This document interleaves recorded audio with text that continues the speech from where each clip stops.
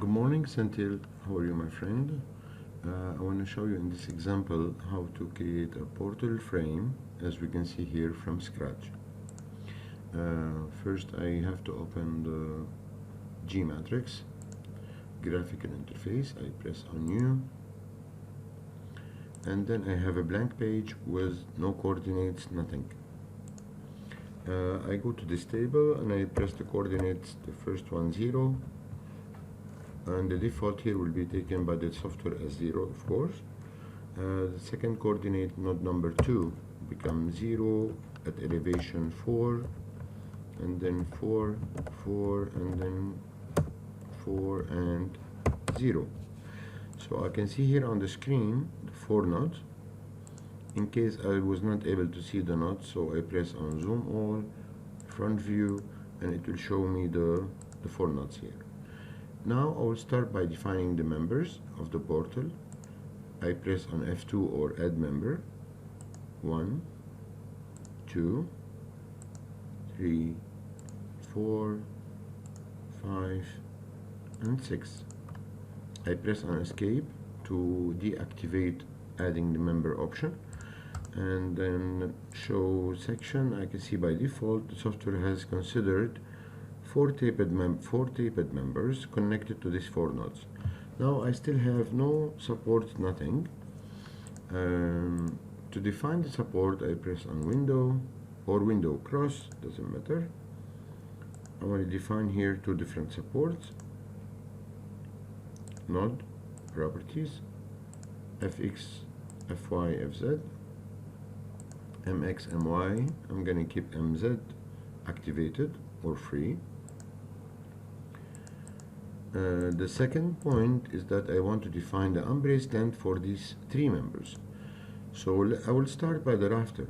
So you can see here that the rafter is fully embraced of the portal. So by default, the software has considered 4 meters for LZ, LY top, LY bottom, which is okay for me.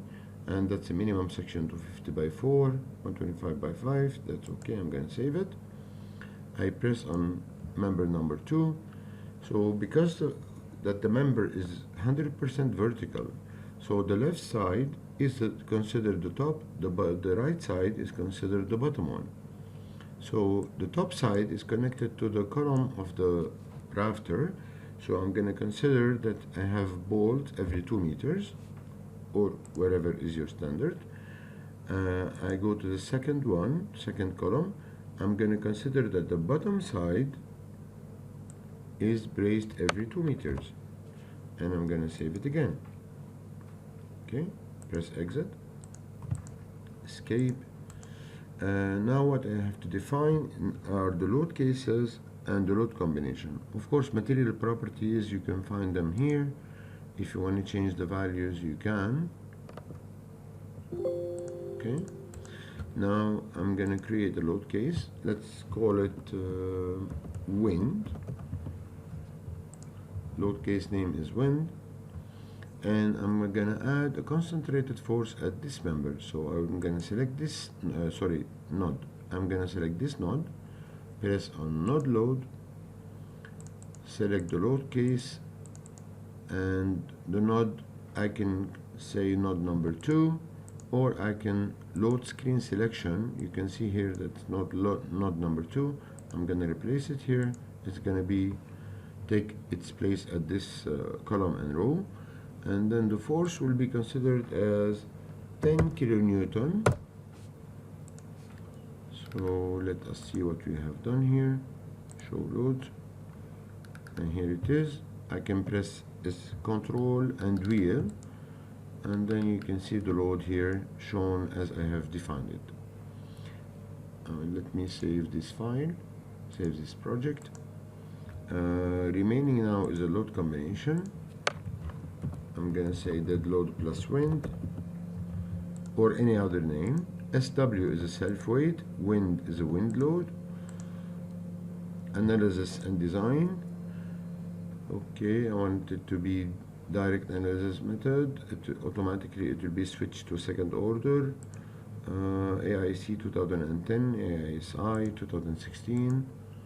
I'm gonna save it now and let us run it. And this is my stress ratios. Now in this case it is passing. If I want to see again more result, I press on show results, I activate it again, I can see the deflection, I can see the moment, and all the other values that I want to see. You can make your selection here from this table.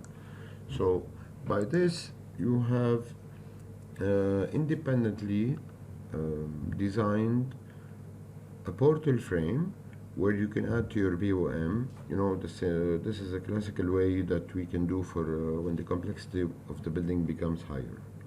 Okay, now that's my first video. I will send it to you now. I will just compile it and send it to you. Thank you.